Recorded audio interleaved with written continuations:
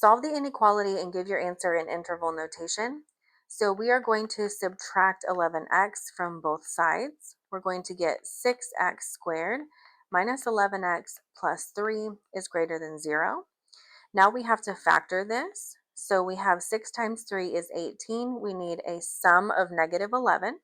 So we have negative 2 and negative 9. I'm going to go ahead and apply the bottoms up method here again.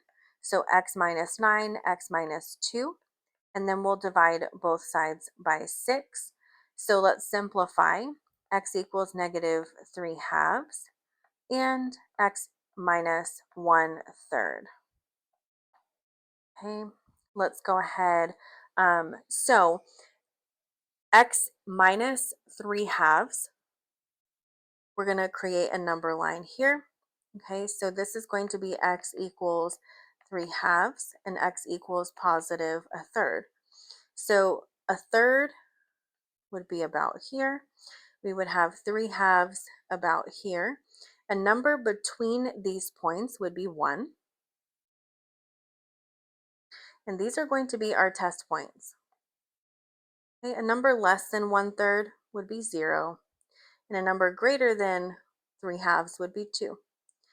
So let's go ahead and plug this in and see what we get.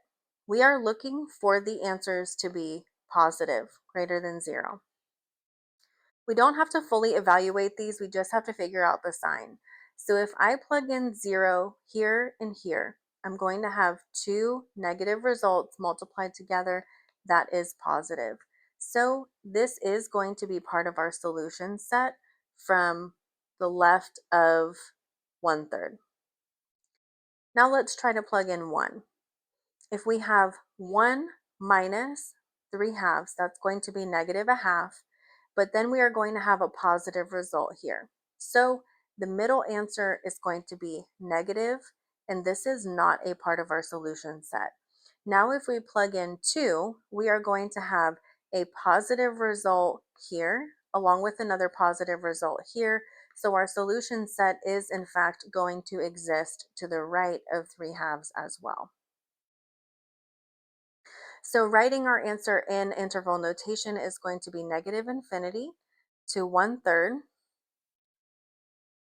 union 3 halves to positive infinity.